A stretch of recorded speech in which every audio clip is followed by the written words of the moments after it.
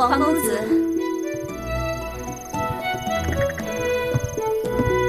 皇公子，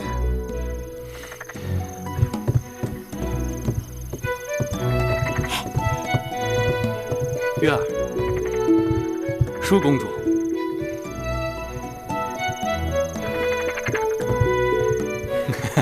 嘿嘿，傻笑什么呀你？月儿今日格外好看。步裙金钗，寻常打扮，有什么好看的？一会儿舒姐姐换上祭舞礼服，那才叫一个好看呢。妹妹步裙金钗，在皇公子眼中都有这般姿色。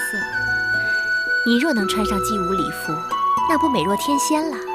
姐姐，何时你也学得如此油嘴滑舌？姐姐的话是认真的。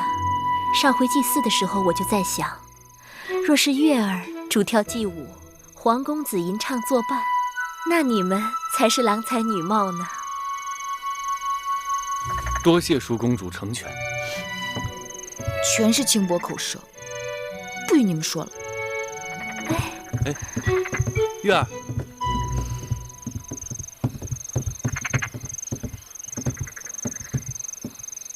其实他心里是有你的。皇歇只是想讨个今日的彩头，祭舞之后，恳求大王把月儿许配给我，望少司命庇佑，天遂人愿。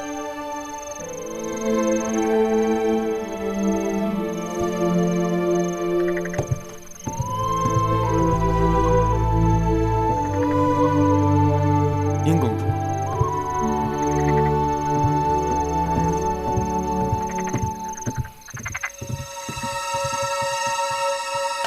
殷公主，这壶中便是公主要的北域雪梨酒。这公主答应的酬劳，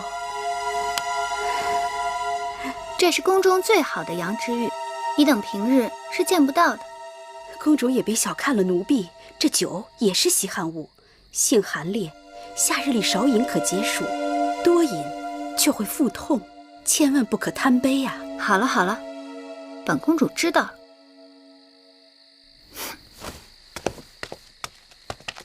你见到舒公主今日要穿的那件祭祀舞舞服了吗？见到了，美的无与伦比。姐姐，刚才你与子歇说了些什么？不告诉你。你若不告诉我，那以后我也不告诉你了。你不告诉我什么？你想知道的事情啊。你不告诉我算了。天好热呀，珍珠，去给我和月儿倒些凉茶来。是。舒妹妹可是口渴啊？我这里有一壶玉露琼浆，据说饮用后可让人冰肌玉骨，有脱神成仙之态。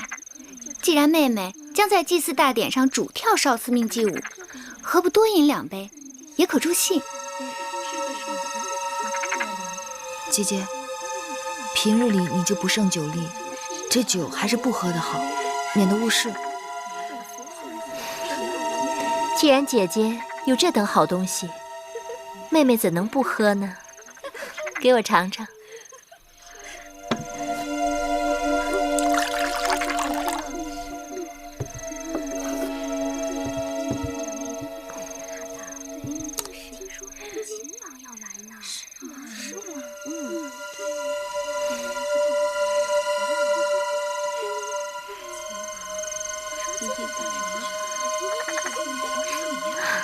真是甘甜如蜜，清凉入骨啊！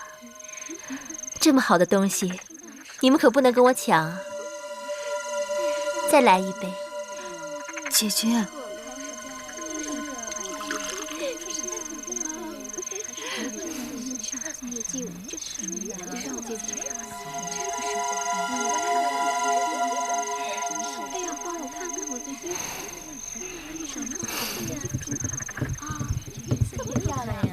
少司命祭舞马上就要开始了，你等还不快去更衣？走吧，快走！不是，时辰不早了，再不更衣来不及了。走吧，姐姐。更衣吧。哎呀，怎么了？哎呀，舒妹妹，不知怎的，我这肚子有些绞痛。快坐下，姐姐，我给你揉揉。怎搞的？莫不是中了暑热，或者岔了气？不知道。哎呀，这疼一阵一阵的，怕是一时半刻好不了了。那怎么办啊？舒公主还要领跳少司命祭舞，身体不适，这可怎好啊？是啊，献武少司命，万人瞩目，千万耽误不得。女师要早做打算啊。若是舒公主不能领跳，那只好临时更替啊。眼下能顶替舒公主的只有……女师说的有理，能顶替舒儿献舞的就是月公主了。啊，我不行，我不能跳。月儿，舒公主这话当真？私下里，月儿曾帮我许多次，她其实跳得比我还好。你真的和舒公主一起练过？我是练过，但我不行。月儿，我不能跳。舒妹妹此言不妥。祭祀少司命是何等大事，芈月从未接受过女师指点，草率献舞，亵渎神灵。献舞少司命，讲的是一个诚字。有些人心里不干净，即便献舞，少司命也不高兴。既然舒公主力荐，那就试一试。你现在就跳给我看，你若真的能跳，那就是少司命选中了你，你命里该有的逃不掉。今日由少司命判定的事最妥不过。女师，芈月向来忤逆，微后若知晓此事，定不会答应。这女师已经说了，此事由少司命判定，即便日后母后怪罪下来，舒儿自会分辨，女师不必多虑。月儿，月儿，皇爷在等你，别辜负了他。大王到！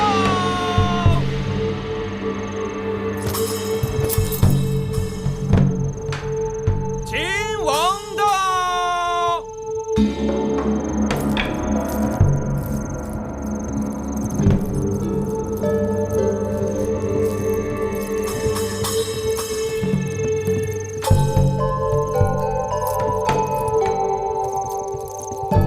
秦王请，楚王请。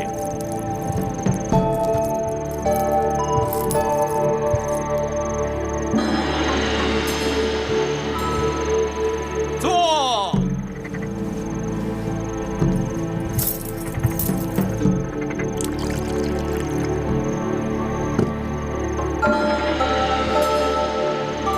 秦王请，楚王请。微后请。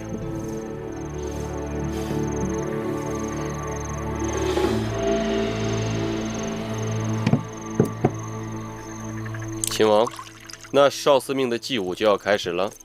今日歌乐鼓舞，同鸣相照，以屈子的九歌祭祀少司命，极光凤羽，别具匠心。秦王可知道今日祭祀之舞领舞之人是谁？是谁？正是寡人的贤妹舒公主。舒公主领舞，好。早闻楚国歌舞美轮美奂，本王今日应楚王之邀，能一睹其真颜，也是大幸。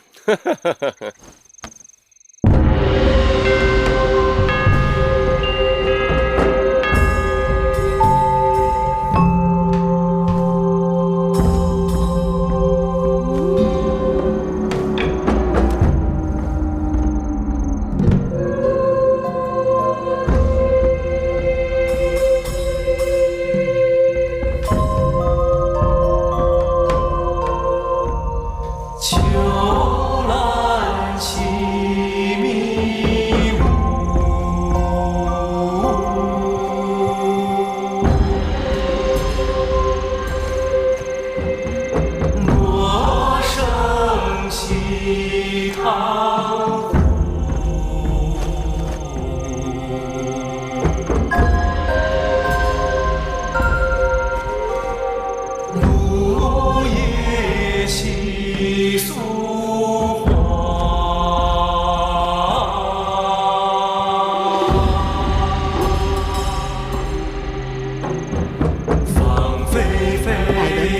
见，那秦王果然是相貌堂堂，一表人才。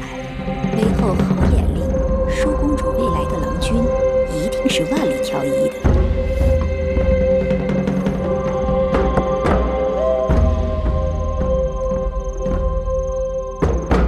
夫人自有细眉侧。难怪婴儿盯着黄歇不肯放手。凭他那身负异禀、玉树临风的模样，我都想多望两眼。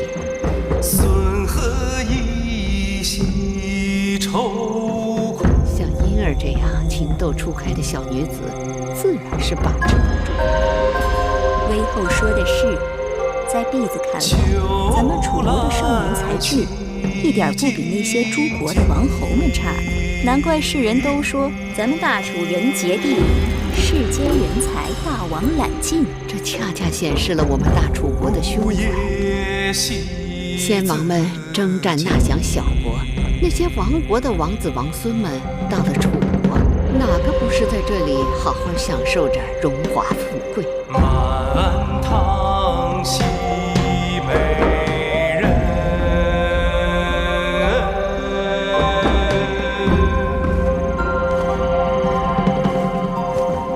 虎毒郁郁西牧城。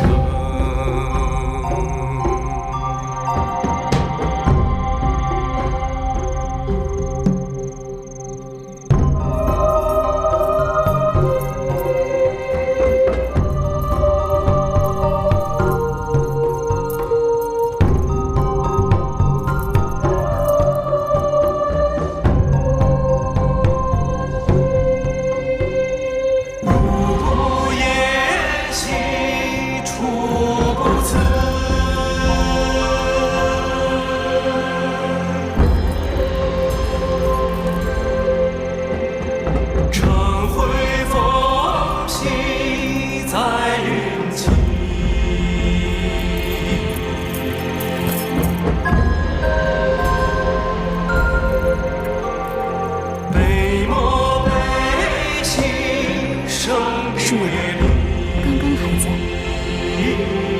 这后宫姐妹真是人才济济。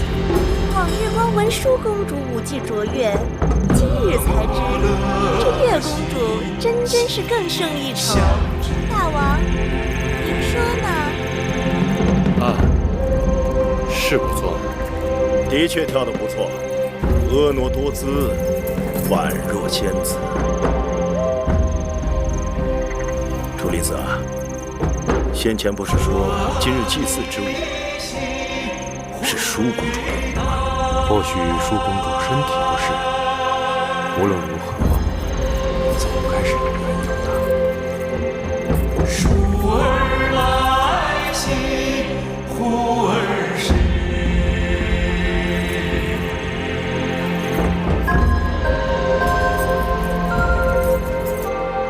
细诉心底交。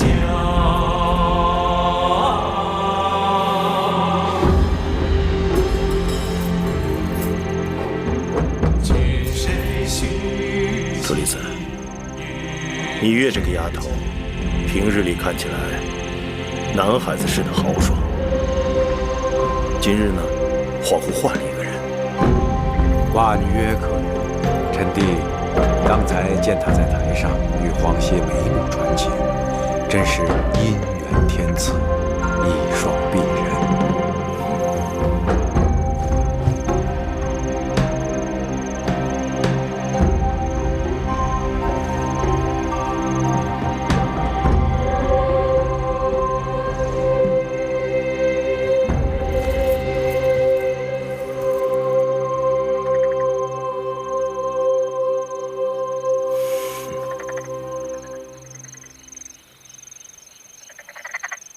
金玉之声，天籁之美，本王今日果然大开眼界。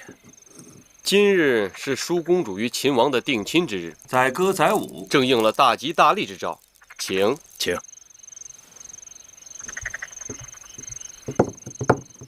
禀报大王，公子歇求见。带他过来。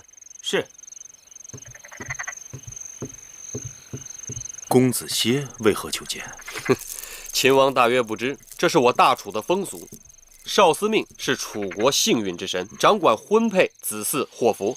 往年给少司命献歌献舞的金童玉女，都可以来向本王讨个赏赐。哦，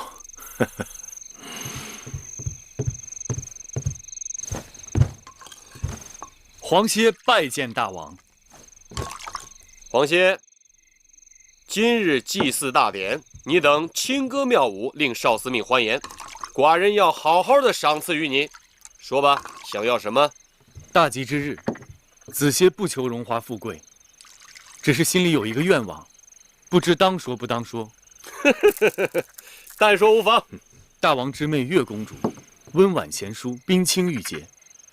黄歇攀龙附凤，爱慕已久，恳请大王将月公主许配给黄歇为妻吧。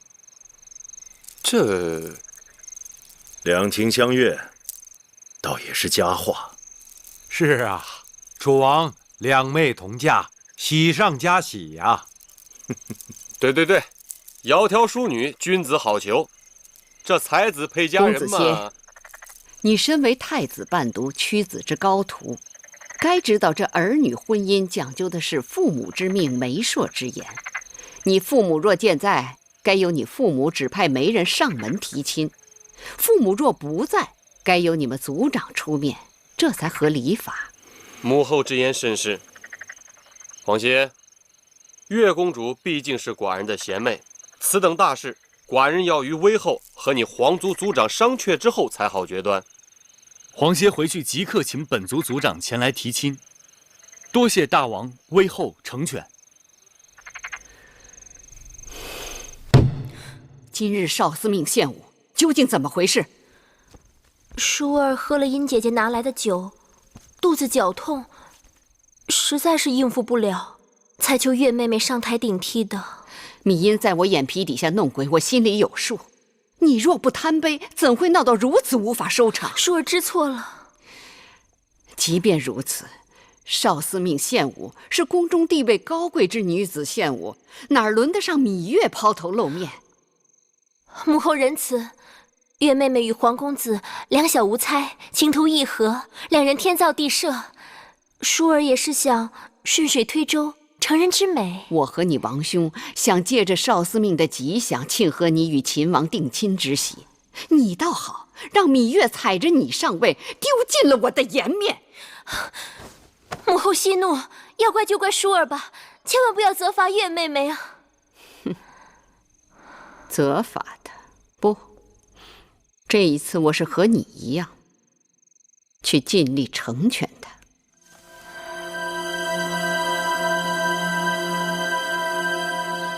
寡人看母后今日的精气神儿比往常好些。舒儿的婚事虽然周折，但也总算定下了。舒妹的婚事定了，寡人也轻松了许多。照寡人看来，既然不能与五国交好，与秦国联姻是最好的选择。两个大国强上加强，这也省去了与那些个小国打交道的繁琐和啰嗦。虽说舒儿出嫁要到来年春天，但嫁妆也要开始慢慢筹划起来，免得到时候慌手慌脚的。母后说的是，寡人已经命内在整理方府内库，列出清单，被母后挑选。方府是宫中藏宝库，固然重要，但我想也得让平府准备个书目。这平府是宫中的藏书库，不知母后想要多少藏书给舒儿陪嫁呢？当然是越多越好。秦国荒蛮，舒儿远嫁秦国，有几卷书陪伴，也不至于太无聊。好，那母后放心，寡人尽力去办就是。母后也真是想得开，自己的宝贝女儿偷偷与别人相好了，这口气说咽就咽下了。寡人已经答应了秦王的婚事，母后即便心里不愿意也是无法了。或许寡人把舒妹的嫁妆筹划得更加丰厚些，母后能开心。母后打算给芈姝什么陪嫁？珠宝玉器、藏书、整套的器乐，还有妓人和幽人。整套乐器？那是大套还是小套？若是大套，那就包括64件青铜编钟，24件青玉编磬，加上大鼓、小鼓、琴瑟、鱼箫、巫都、箜篌等，那就得200-300件。还有那奏乐、歌舞的妓人、幽人，那也得好几百人。这也太过分了吧？这怎么能说过分呢？淑儿是母后的心头肉，多些陪送是应当的。我楚国又不是拿不出来。永香丽那里统计出要陪送多少人了吗？景昭两家各出1名族女为应妾，每个人最少有10多个侍从侍女。至于淑儿的陪嫁陪官，加上女官及家眷，还有奴仆600人，兵丁1000人，侍女600人，内侍300人，再加上奴隶3000人，还有那妓人和幽人，这样算下来，总数怕是过6000人了。亏得余志有限，否则母后还不得把楚国1半的人口都送过去？寡人只有这么一个王妹，楚国也只有这么一个嫡公主，自然排场要大一些。还有4000个送嫁的兵丁，把淑妹送到了边境就回来。这么算起来，那得1万多人。送亲的场面，再气派不过了吧？只是淑妹这一走，母后想再见她一面，怕是就难了。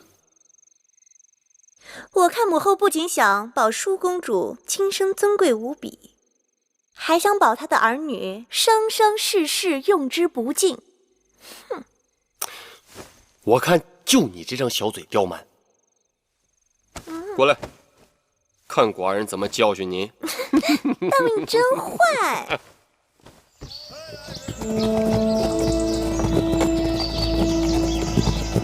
张子随寡人离开楚国，下一次回来，不知何年何月了。张仪愿与大王相约，倘若下次再回郢都，定是兵临城下。好。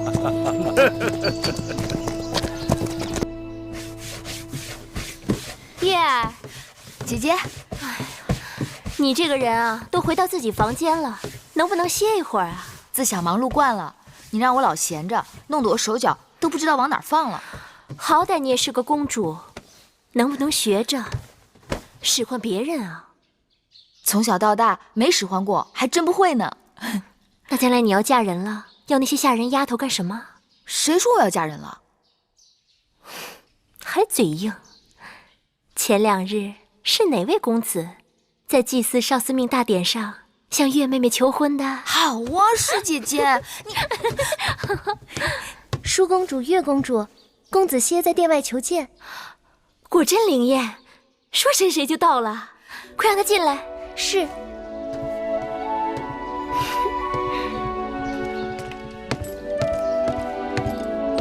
淑公主、月公主，哪来那么多客套？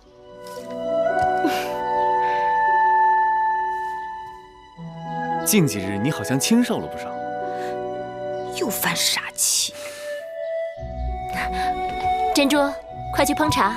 是。你来找我有何事？怎么一早就过来了？是威后召我来高堂台的。皇族族长已经向大王提了亲，大王也有了允婚的意思。我猜想威后定是叫我来说赐婚的事。真的？所以我马上来告诉你一声。这下可好了，以后有公子歇照顾妹妹，我这也放心了。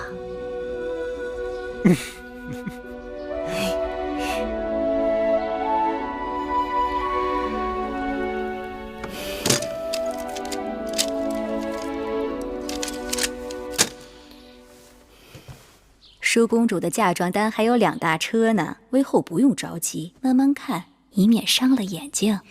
等再过几日，我把这些嫁妆单看完了，你拿给淑儿看看，如果她还有什么中意的，再一一添上。这段时间你也辛苦了，等淑儿出嫁后，你和我也好好歇息一下。奴婢未见之人，怎么敢说辛苦？微后，公子歇来了，让他进来。是。他来做什么？是我让他来的。我刚刚想好了一盘棋，下好了可以一发双冠。皇歇拜见威后。免礼。皇歇，你长大成人了，你可知道，你还在孩童时，我就在你们族长的怀抱里见过你。那时我看你古貌淑清，我就断定你将来必有相陀之才。威后过誉了。如今你的文才武略已经快赶上你的师父屈原屈夫子了，可见我看人一向很准。春秋时，鲁国的叔公武公也说过：“子贡贤于孔子。”而子贡说：“若是拿宫墙来做比喻，我的宫墙只有尖头一般高，别人过来都可以看到里面的一切；而孔夫子的宫墙有数仞之高，若不得其门而入，便看不到里面宏伟的宗庙和华美的宫殿。子歇与屈夫子正合此喻。”年轻人难得如此不矜不发。皇歇，你可知我今日让你来是为何事？子歇猜测，不应仅仅是家常闲话。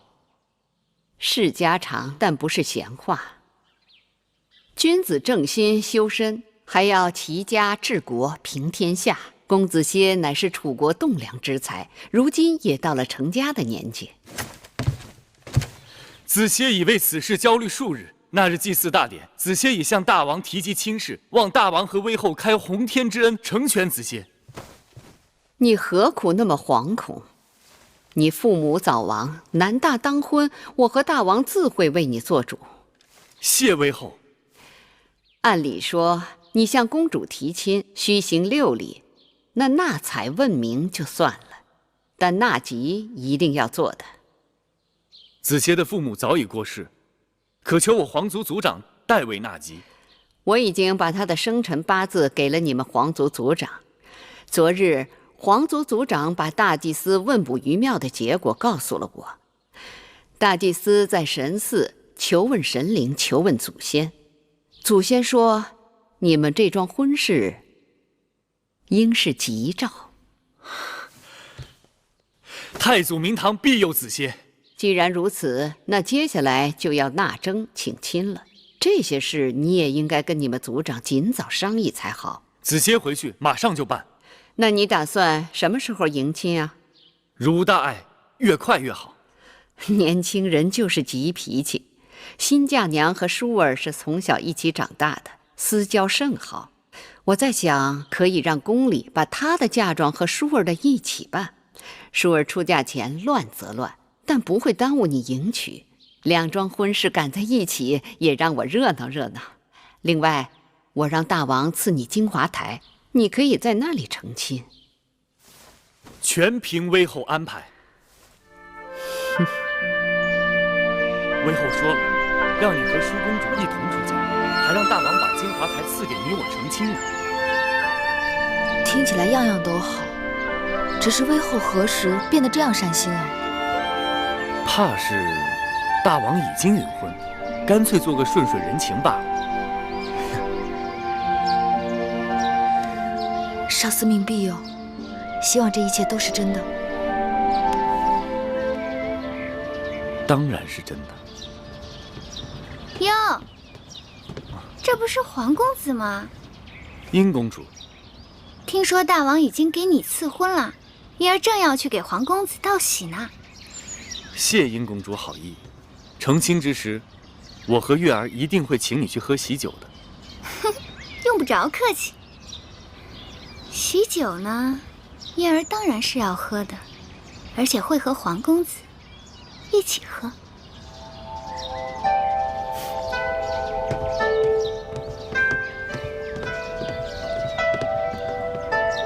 他言语古怪，这是何意？不要理他。走。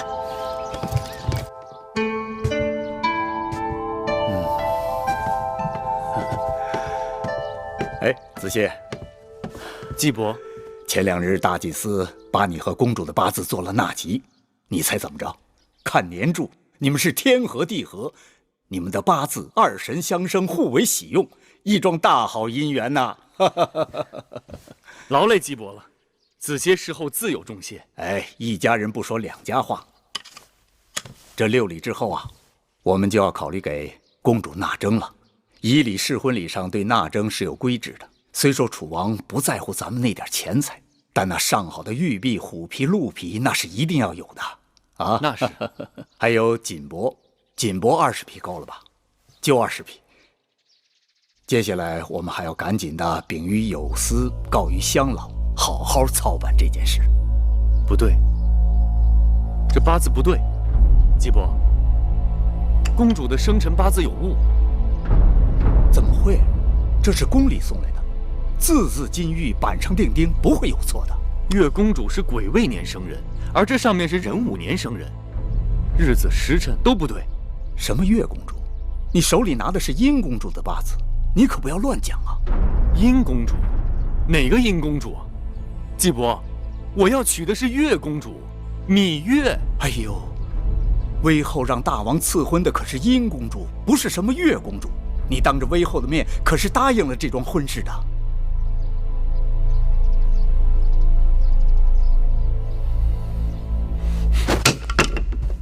哎，公子，不要拦我！我要见威后！我要见威后！公子，不能进去！我要见威后！曹公子，这是高堂台，是你想闯就闯的吗？玳瑁公主，我要见威后。威后身体不适，不见人。有件事我要见威后问个明白。该知道的你都知道了，回去吧。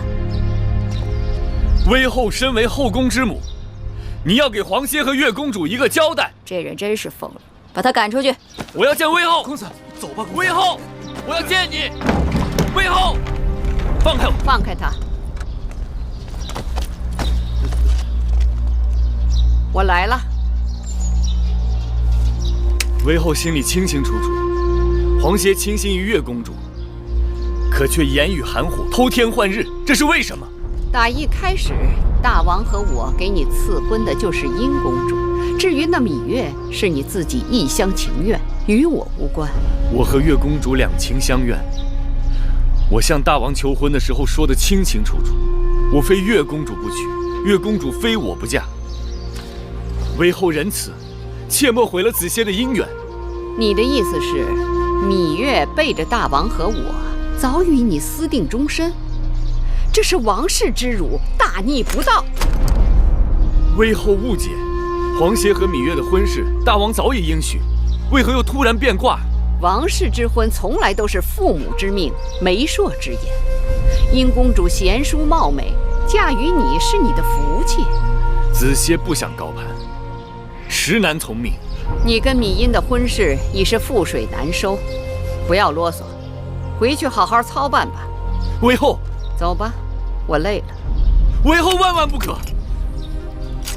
威后身为后宫之母，怎可以个人好恶和一己私欲毁了别人的良缘呢？不要以为你是太子伴读，便可胡言乱语。后宫是我的后宫，规矩是我定的。把这个不识抬举的东西给我赶出高堂台！威后，威后，威后万万不可！威后，威后！茵儿这丫头真是瞎了眼了，怎么看中这么一个油盐不进的呆子，惹我生气。这呆子再不识趣，也拗不过大王跟威后。等成了亲，有殷公主管教着，他脑袋瓜子会慢慢活泛起来的。茵儿这丫头，我早就看透了，做事心狠手辣，我对她不得不留个心眼儿。既然她非要跟这呆子绑在一起，那我就成全她，让她自作自受。一想到芈月会为此痛不欲生，我就觉得这桩婚事我非促成不可。上回你跟我说什么来着？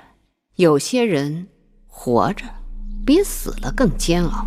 芈月命大，上次中毒不肯死，那就让她好好的活着，让她知道活在我手心里的滋味。可那黄公子不肯罢休，是得想个法子把那书呆子看紧，免得他再生出事端来。妹妹，别太难过了。公主，威后那边要您去商讨一下陪嫁单子上的东西，让母后自己定夺吧。那些珠宝玉器的单子，威后已经勾画好了，但平府的那些书籍，我知道了，你下去吧。可是微后，母后再催你，你就说出嫁秦国，恕公主嫁妆一样不要。是。姐姐，你这又是何苦？公子歇与你落到这样的结果，母后难就其责。微后不会放过我的，这在我的意料之中。若是这样，公子歇的婚事落空，我出嫁秦国，谁还能顾你周全？我已经想不到那么远了。大王赐婚芈嫣，公子歇会改变主意吗？不会，这正是我担心的。他若拒绝赐婚，罪名就是违抗君命，大王会对他治罪的。公子歇娶你不成，抗命不成，那你们该如何是好啊？无路可走。都怪姐姐，那日祭祀少司命献舞，姐姐半真半假的肚子疼，就是为了让你有机会和皇公子珠联璧合，谁料却弄巧成拙，反而让母后更加记恨于你。眼下还有什么办法是姐姐能帮你的？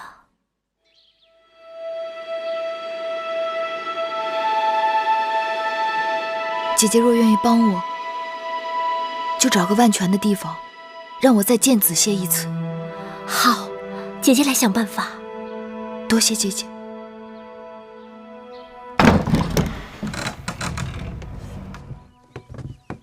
大王赐500卷书简给舒公主做嫁妆，内载列出的书目给微后和舒公主过目后，却不甚合意，所以舒公主才要我陪着过来，亲自挑选。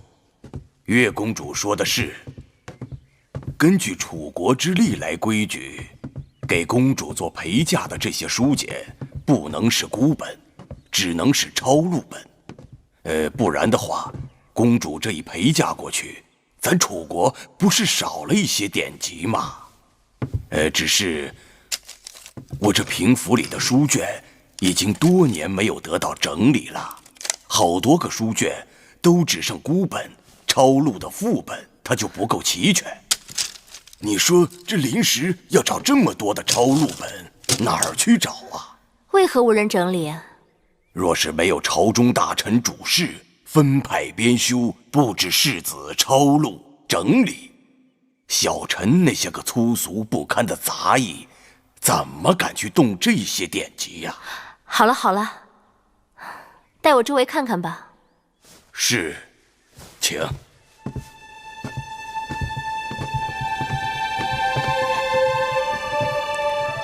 快去吧。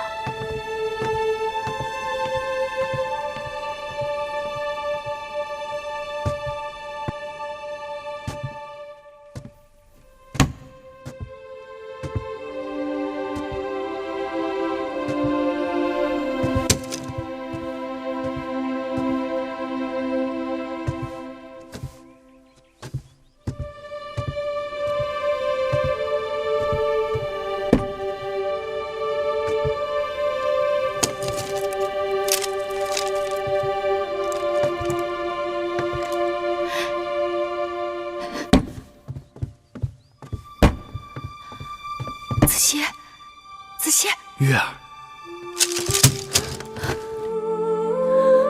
子歇，我好怕，我怕我再也见不到你了。我也怕。在这宫里，微后一手遮天，我真的怕她再伤害你。那我们该怎么办啊？顶多以死抗婚。你我均不为死，奈何以死拒之？鱼死网破，只怕正好合了有些人的心思。我想，微后尽管赐婚，但她困不住你的手脚。你可以逃婚，可以跑。对呀，既然眼下楚国宫中佞臣当道，我不如干脆藏之隐身，跟你一起跑。可是这宫里重重铁壁，魏后的耳目把我看得很紧，我就算能逃出宫，咱俩结伴相行，只怕连郢都的城门都没有出去，就要被他们抓回来了。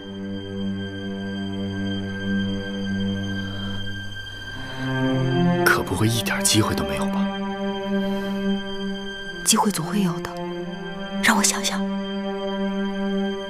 这几日，我都会以帮舒姐姐整理出嫁书籍为名到平府来，你我可以在这里碰头。好。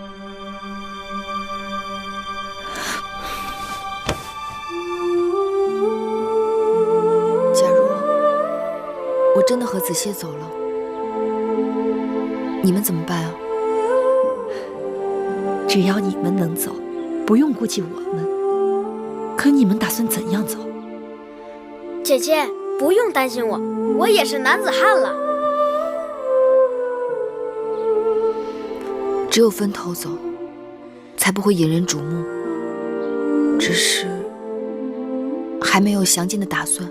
这可行不通。你一个女儿家，路上何人照顾？出了意外怎么办？分头走，彼此如何联系？到哪儿去投？更不要说你是个公主，魏后只手遮天，她可以用任何名目在楚国上下搜捕你，这样风险太大了。姑姑说的有道理，但事已至此，哪有不担风险的办法？最好是不要惊动魏后，能名正言顺地离开这儿。名正言顺？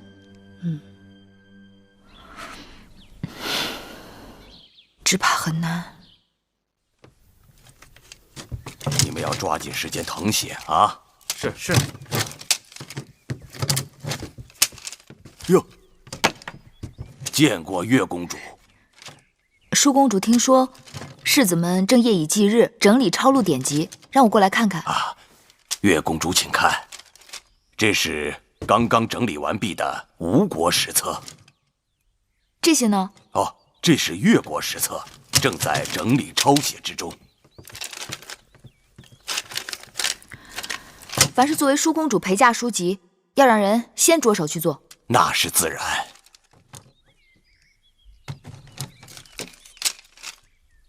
哎，这是什么？这是《孙子兵法》。孙子兵法啊，这是一套比较完整的《孙子兵法》。当年孙武在吴国练兵，铸就了这套兵法，由吴王阖闾收藏于宫中。后来孙武离开了吴国，便有一些断简残篇，流传到世上。但这套完整的兵法呢，一直存在吴王的宫里。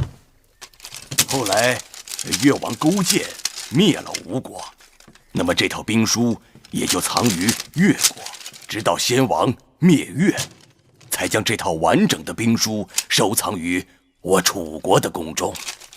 既然如此珍贵，为何扔在此处无人问津？是啊，当年先王在的时候，是想找人来整理这套兵书，可是没过多长时间，还没来得及动手，先王就驾崩了。大王继位的这些年，一直无人问起这套兵书。幸好舒公主的陪嫁书中没有这套兵书，要不然又得要多少人来誊写，忙手忙脚的，那也来不及呀。兵者，国之大事，生死之地，存亡之道，不可不察也。故经之以武士，教之以纪，而索其情。一曰道，二曰天，三曰地，四曰教，五曰法。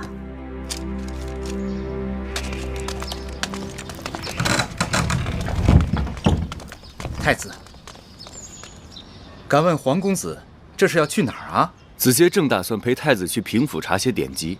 哼，大王有旨，公子歇与殷公主大婚在即，威后特赐金华台给公子成婚，所以请公子即刻进入金华台，以安心料理婚事，闲人不得入内打扰。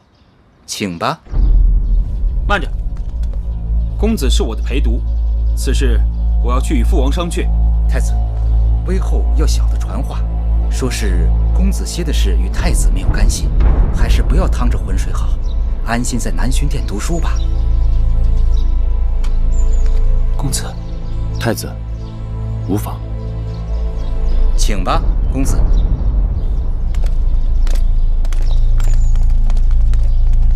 快去告诉芈月。是。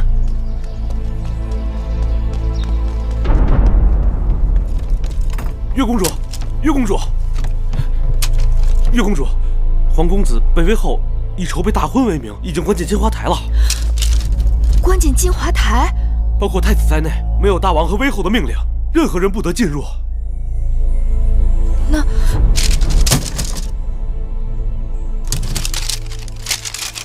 这竹简和编绳破旧成这个样子，姐姐却把它当宝贝一般。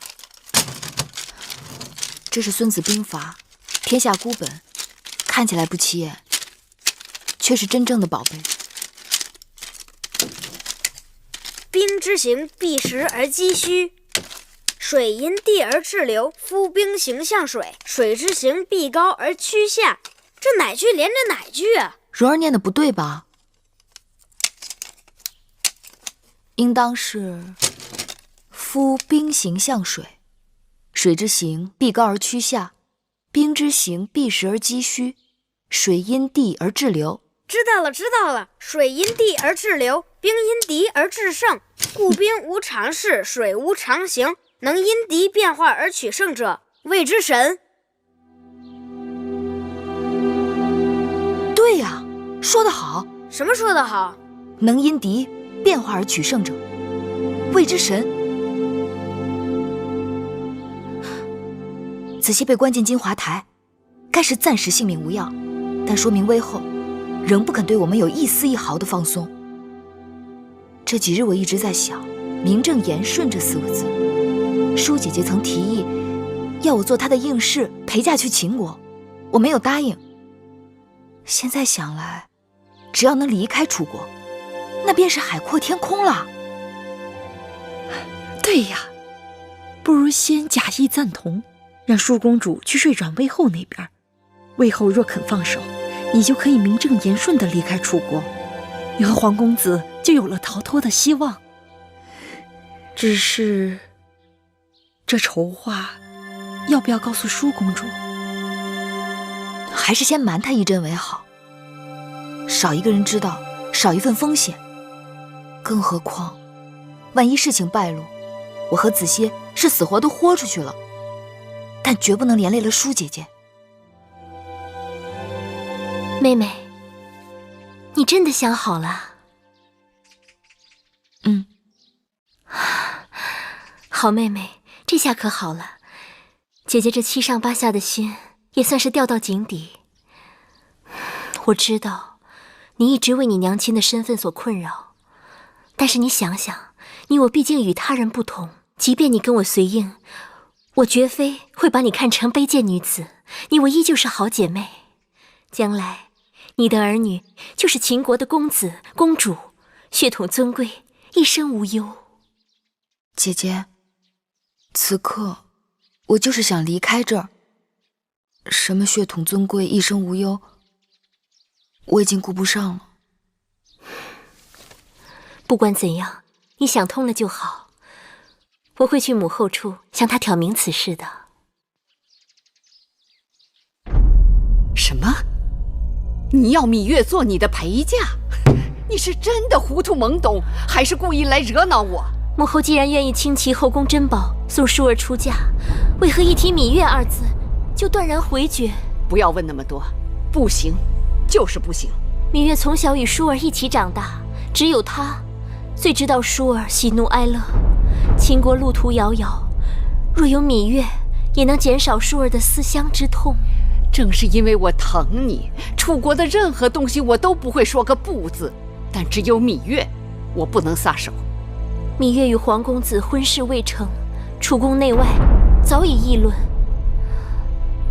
既然母后不想让她在楚宫出嫁，那就让她陪我去秦国，也可免了是非与众人的猜疑。不管外人说什么，我主意已定。难道母后一心想让她死在宫中？你是我的亲生女儿，别人说三道四也就罢了，你怎么这般不知好歹啊？说公主错怪了微后，微后所做的每件事情都是为了公主好。既然是为了舒儿，那就帮舒儿解开心头之谜。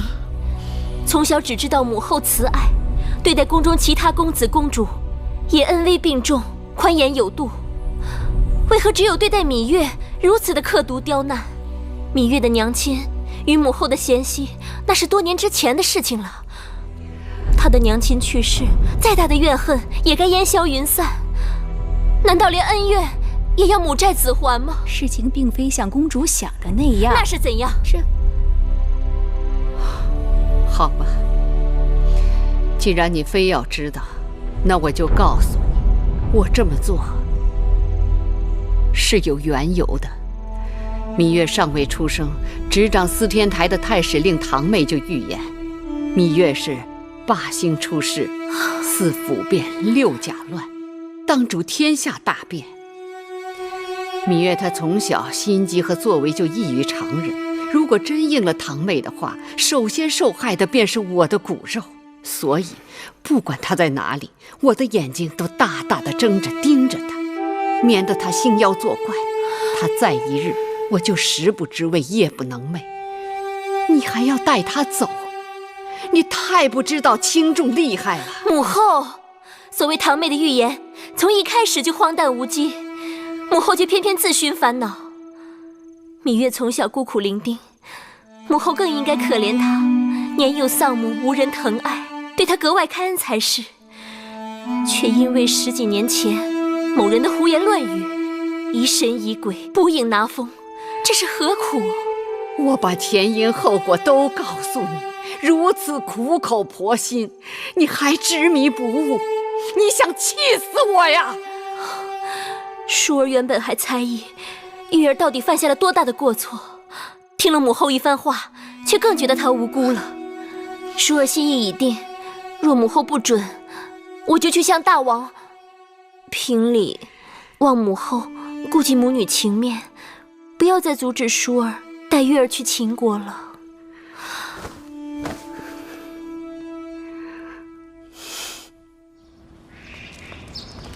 今日我陪舒公主去看嫁妆，那些珍珠宝贝差点把我的眼睛晃瞎了。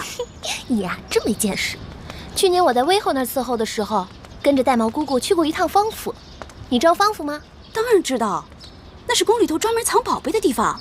我在那儿看到不少好东西呢。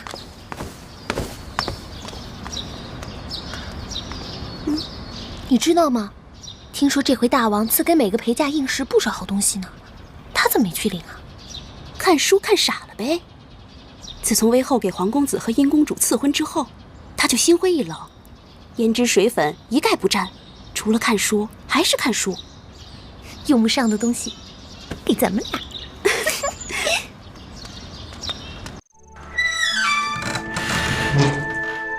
月儿，姐姐来了。我经过你的屋子，看到里面还有光亮，都这么晚了，怎么还不睡呀？我想再看一会儿书。不就是一部兵书吗？女儿家又不带兵打仗，看它做什么？反正心里头闷着，正好拿它解烦。上次月花台中毒，你的身子一直没有好利落，当心再倒下。知道了。那我先去睡了。好，你也早点歇息吧。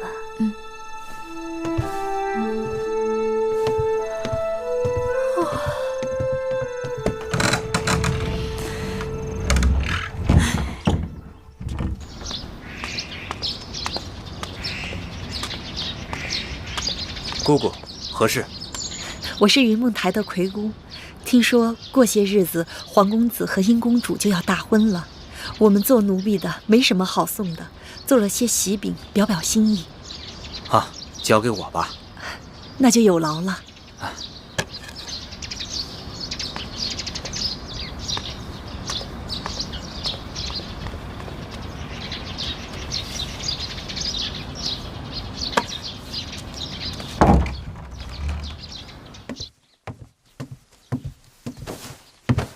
公子，这是云梦台的姑姑送来的喜饼，放着吧。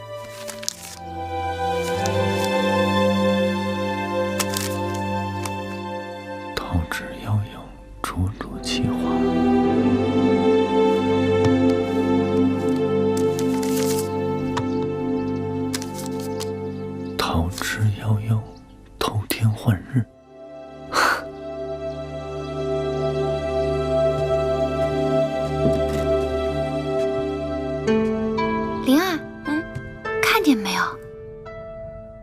这是青玉羽裳。哦，这琉璃珠虽不如随侯珠，但也相差不远。这蜻蜓眼，据说是从极西之地来的。这一套玉佩是用上等的玉石做的。这些啊，都是微后指定宫里头给的嫁妆。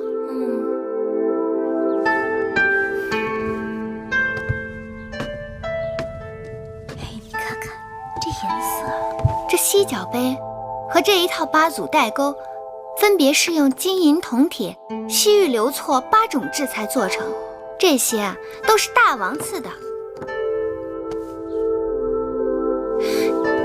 这赤玉珠串。还有这一套金饰，共有12件，这些都是娘亲留给我的。公主出嫁，这些嫁妆多风光啊！看起来跟狄公主没什么两样。哼，狄公主有什么好呀？狄公主要远嫁，要嫁到那狗都不拉屎的地方去，这辈子想回楚国，跟登天那么难。比起来，我宁可不当狄公主。公主说的也是。恕公主这次走了，还不知道哪日才能再见到。那月公主就更可怜了，娘亲早死，又不为微后所喜，只怕是连个送她的人都没有呢。说的也是啊，跟她娘亲一个命，都是给人当陪嫁应试，没人送。哼。那本公主只好去送一送了。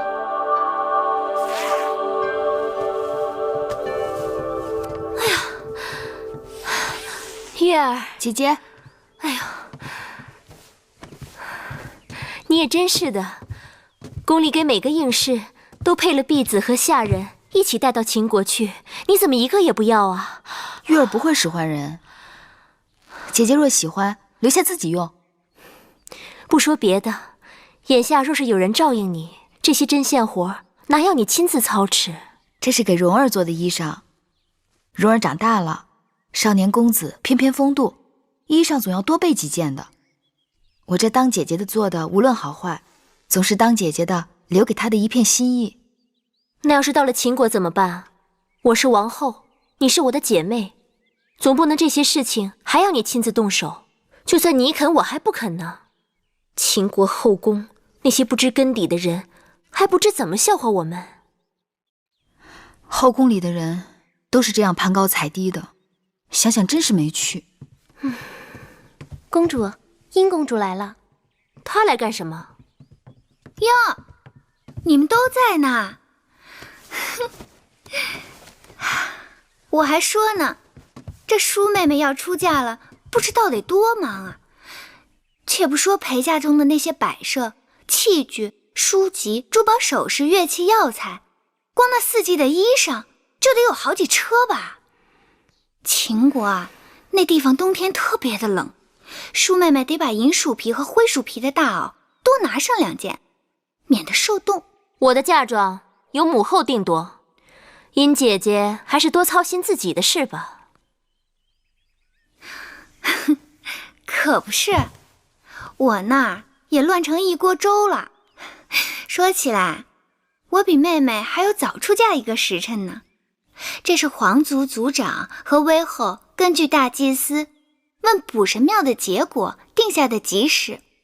这不，陪嫁的单子也有了，光金银玉石、玛瑙沉香的手串、手镯子就有好几大盘子，再加上项圈、耳环、凤钗什么的，一样样的看过来，看得我头直疼。其实啊，我也不在乎那些东西。子歇的父母过世早，家里头的事情都是由他们族长做主。皇家在楚国虽然没有过去的花团锦簇，但排场仍旧得撑着。我的嫁妆带过去，还不都是便宜了别人？殷姐姐若没别的事，忙你自己的去吧。没关系，我也是出来散散心的。灵儿，在，帮着珍珠给我烹壶茶去。是。如今啊，我才真的相信，人是天生有命的。像妹妹你，就是荣华富贵，要当一国之后的命。像我呢，就是相夫教子，若夫君能加官进爵，我也就跟着享福的命。可也有的人啊，生下来就是贱，再张狂，也只能跟他娘亲一样，给人当个陪嫁应使。你说，这老天怎么那么公平啊？珊瑚，你进来。我记得前段日子给舒公主做过不少香丸，你把她找来，用香炉把这里好好熏一熏。是。月妹妹，要不你我一起去园子里走走吧？这屋子里的污秽之气实在是太重了。哎呦，可不是，快走。走，走。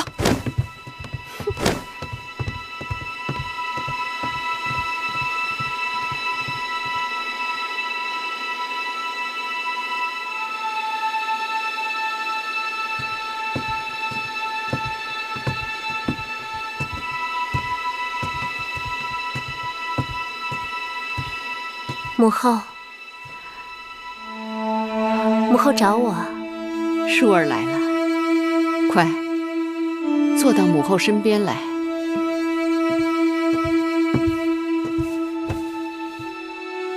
母后方才在想什么？想母后年轻时出嫁的情形。母后当年出嫁的时候，一定是美人儿。女儿家出嫁，衣衫光鲜，满心希冀，哪个不是美人儿？母后当年和你此时是一个样子，半点不知日后为人妻、为人母的苦楚。舒儿感激母后养育之恩。舒儿即将远嫁秦国，那里不似楚国，没有母后和大王为你遮风挡雨，万事都要靠你自己。有些话我不得不叮嘱你。这几日我特别派人去查了一下秦王后宫的情形，你知道吗？秦王之前娶的王后是魏国公主，随王后一起嫁入后宫的还有她的亲妹妹魏延和她的一个族妹。王后无子嗣，魏延把自己的儿子公子华托付给王后抚养。这位公子华现在在众人眼中已是准太子。去年春天，前王后病逝，魏延已经升为夫人位分，大权在握。我担心你宅心仁厚，到了秦国不是他们的对手。母后放心，秦王已经答应舒儿，要庇护舒儿一辈子。有秦王庇护固然是好，可是靠人不如靠自己，更何况枕边人的话是靠不住的。母后，好了，眼下多说无用。终有一日你会明白母后的苦心。蓉儿再有2、3年就可以分封领地，无论好坏都可以照顾好你自己和葵姑。小冉，我原本打算把小冉留下的，但郑伯身体欠佳，已无力抚养小冉，我想，我还是把小冉带走吧。姐姐，此去秦国路途遥远，途中一定会遇到许多危险。小冉弟弟的事，还是再想想别的办法吧。小冉不能进宫，可跟着你，你是公主陪嫁，又多有不便。我想，唯一的办法就只有这个了，让小冉跟着我。不可能，我们都知道，小冉不可能进宫的。但我可以出宫，小冉跟着我，我跟着你。裴家应氏都有随从侍女，我随你一同离开楚国，既可以一路照顾你，又可以照顾小冉。那蓉儿怎么办呢？姐姐，别再把我当小孩子，魁姑这法子我赞成。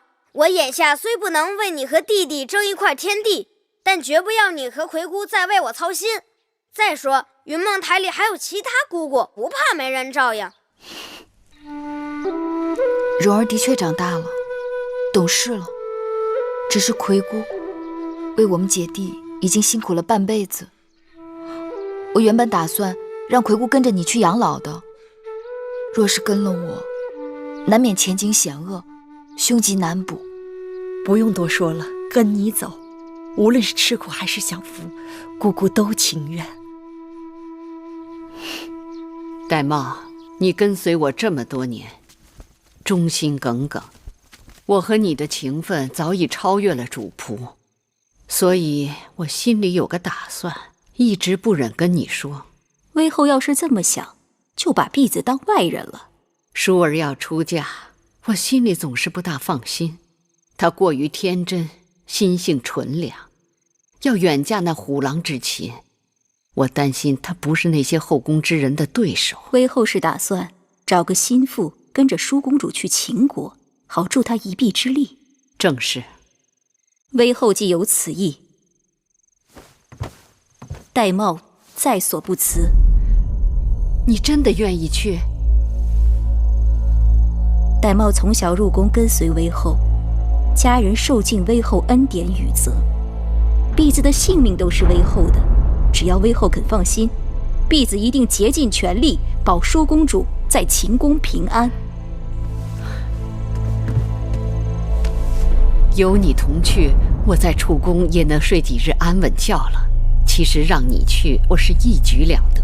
我已经对那贱人做了安排，万一他没死在路上，到了秦国，说不定哪日他会成为舒儿的克星，到那时就要靠你见机行事了。婢子明白。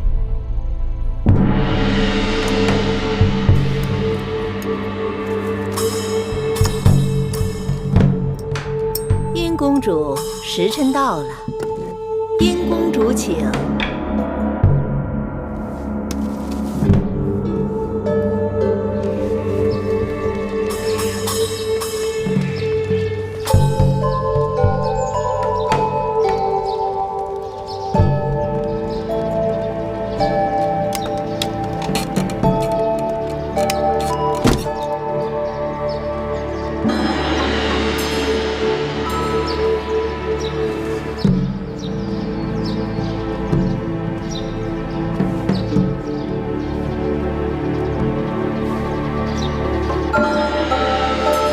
殷公主，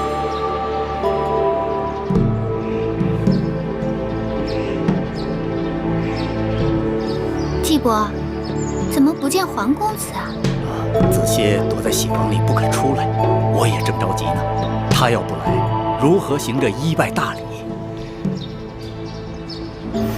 我亲自去请他。